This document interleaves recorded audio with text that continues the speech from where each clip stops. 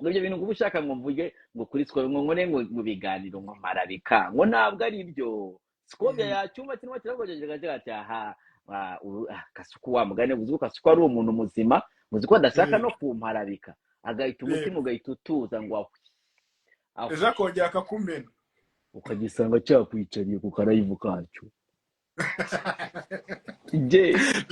bivuze ngo ashobora kuza akitwaza nkarakinze Imana warwaye akunosha inyuma y'ukwezi bita bijagura content izabuze nka cyagiye agikora ntuza akirya ibirayi akigira ibirayi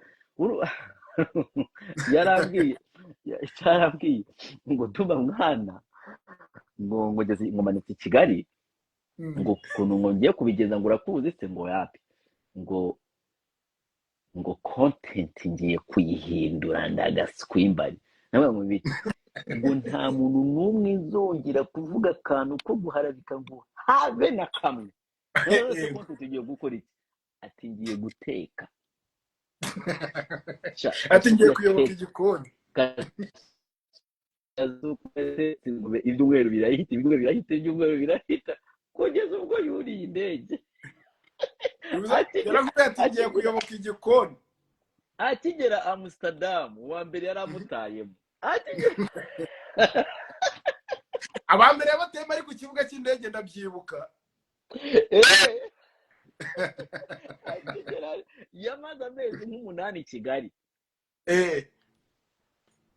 nta muntu n'umwe avuga arimo yandika bafata ku mavuta barabatwara abandi bose barabatwara yicecekeye maze kigahita kimpamagara kikambwira ngo Dumba wambonye nakigira ati nakubonye uriya kikavuga ngo rafata bamutwaye mwana ariko ngenda ndahari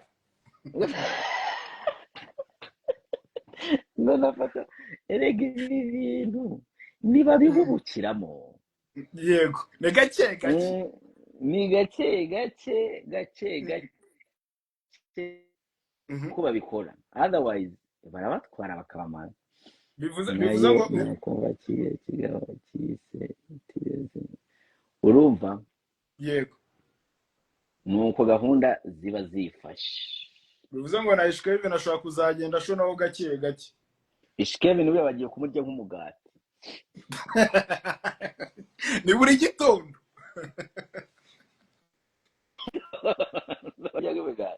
bazajya bamujya buri gitondo kandi muri slices ni ukuvuga ko wakundi bakatakatama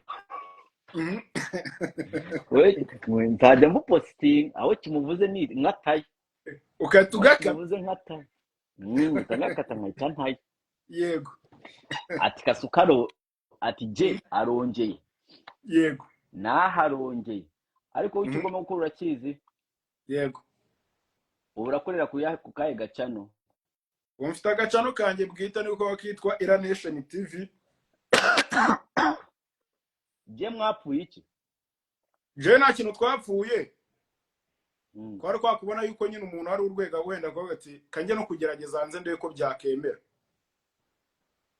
wari ugeze ku rwego runini ntago ari urwego runini ahubwo Dumba ikintu cyabaye waba ati se nari kumwe na Jay nakaproachinga Dumba bigakunda ese Dumba so ujye ubona abahanzi bana bafite nka management n'urugero mu gihugu cyo mu Rwanda ugasanga atandukanye na management na wayisazima nziko byagenze se nawe nanjye nahise nzima byarangiye kusinye kubona Dumba ni iminsi najyaga nkusanga kwaje yagupostinze urimo uravuga utuntu hari igihe Kalifani yagukubise Kalifani naye ngo yaramondaguye ariko buri umuntu abakeneye no kubaka ku ruhande Dumba kavuga ati wenda kano je nta n'ikibazo ejo ndise nakure ikigano kuri Jayskizo n'ubundi nta minsi birishizemo wowe ikiganiro waje gukora kubera kiba kinjiza amafaranga ariko ni iki cyagukuyeyo ko wari ukiri umwana ikintu cyankuwerega no ese Dumba nk'urugero mu bijyanye usaragwa nguki mwakoranye n'iki kwa tumaranye nk'umwaka oya ntabwo arushitse umwaka je na je ibyo urabona nk'amezi nk'atatu ntago ari igihe gitoreka. Ako nanone ntwese ubu wenda ku rwego mu kuba yaravuze ati King Iraka muri kizina ryawe rigere kure, icyo cyo yaragikoze. Ariko nanone mu bivuga ukongera ugateka ati se niyo mpamvu mu ishuri runaka ibyo banyigije hanze byakora.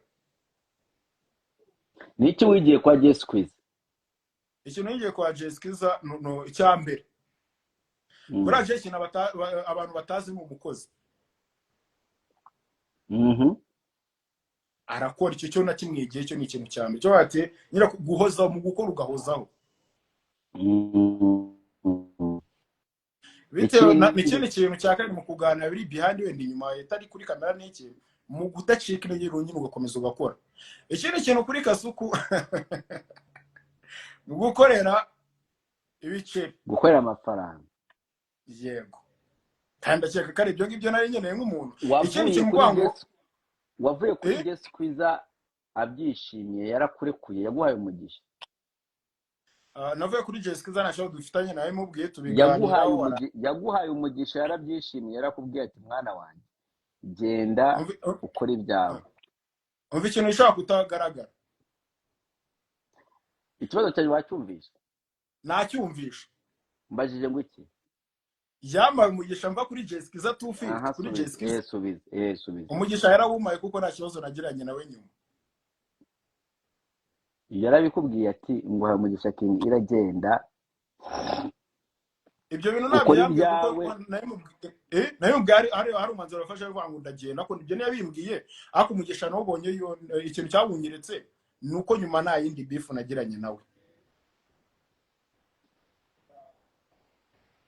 Kandi ikindi kintu kano kanya akaba ari umuntu tunavugana nje nizera yuko ntanagaruka mu Rwanda ari umuntu tuzahoza tugaciringa bisanzwe cyangwa twakongera twanakorana.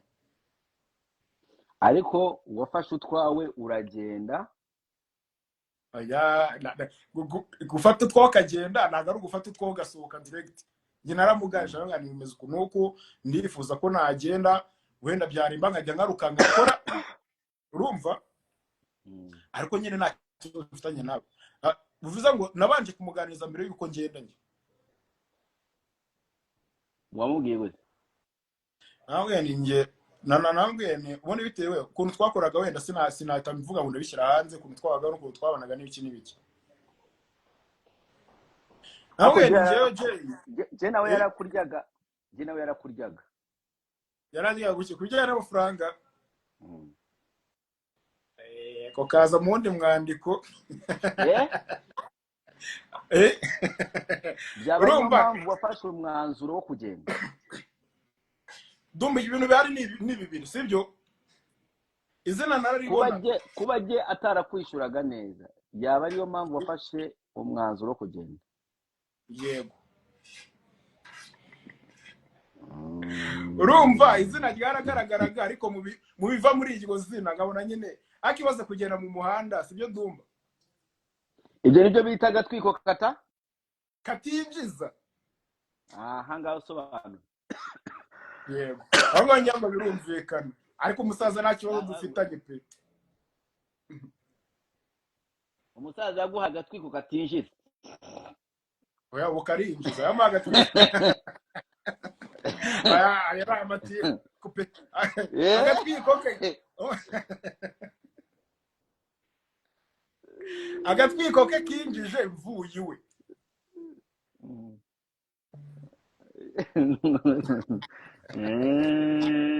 Okay. Je ahantu hose uri ndashaka umenye ko King Ira avuze ko agatwiko kawe ntabwo kinjiza. Oya Dumba ntago ari ukumvuze. Dumba ntago ari ukumvuze. Ntabwo wishuraga neza afata umwanzuro wo kwigendera. Agatwiko wamuhaye abanyarwandakazi suko avuze. Oya ntago ari ukumvuze.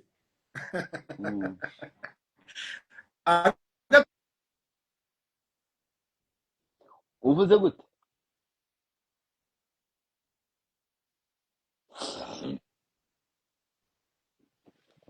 Agatwiko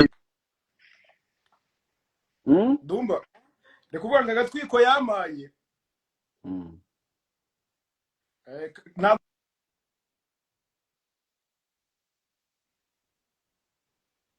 uri kumpamagara umereye nabi nawe agatwiko kinjije nakiri iwe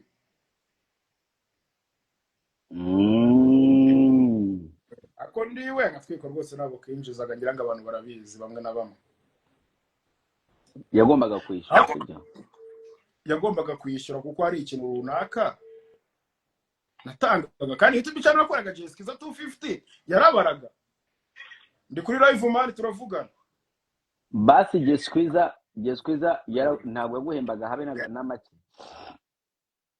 kunyishyura byari kwa yagwaga itike igukura mu rugo ikakugeza kuri set kuntu byari bimeze wenda ntabwo nari wari kugira ikibazo runaka wenda ndi kumwe na Jay ariko nanone yari wa muntu ugwa amafaranga mu gihe ikibazo cyabaye ikibazo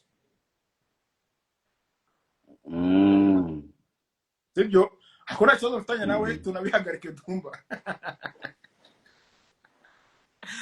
kakanyama gataza kongeraho wamfura ntacyo yagukorera je ntago yahomba anytime akuvuze waba kuzamura kandi byarabizi kandi nibyo nshaka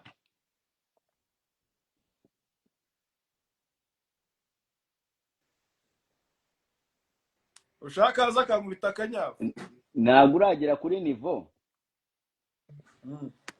yo kuba umuntu yakuvugaho akakwikira izina ahubwo ubu uri kuri nivo y'umuntu kukuvugaho akakuzamura ni nako bimeze ariko so ibyo ndimo ndagukorera ntabwo ndimo ndaguteranya ahubwo ndimo ndagufasha ikintu njye mba mbo bari ugusobanura bari gusobanura wenda ubuzima ubu bifu yawe na je yo yose ndakuvuzeho waba ari ukukuzamura